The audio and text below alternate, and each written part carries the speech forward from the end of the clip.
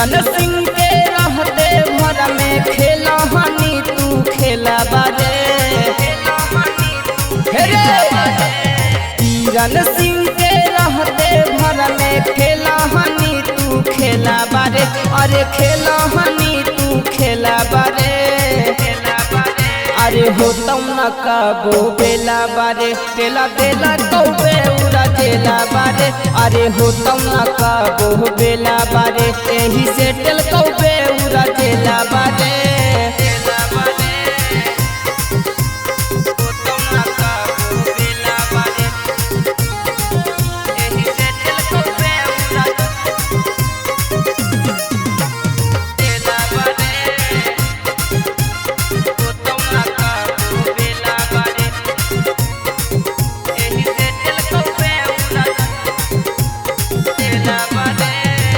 रात भर करही दोसरा साथ भूकसो।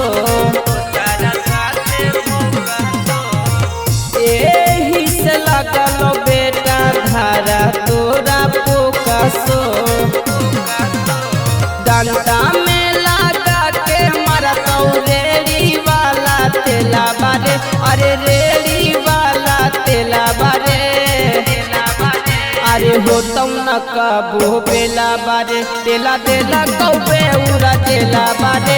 अरे होता न कबो बेला बारे यही से टेल कौबे उड़ा जेला बारे।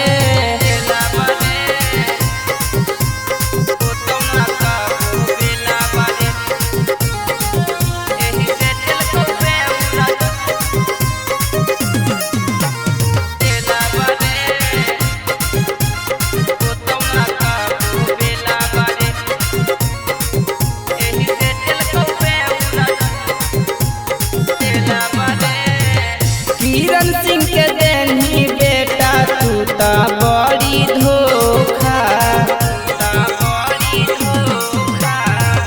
अभी तोरा मिला तो जलबा में खिचड़ी चोखा।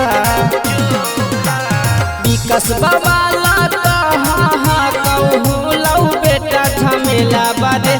अरे सही बेटा झमेला बारे। अरे होता न कबो बेला बारे तेला देला कौबे उड़ा जेला बारे। अरे होता न कबो बेला बारे यही से टेल कौबे उड़ा जेला बारे। अरे भीतर ही सड़ साला।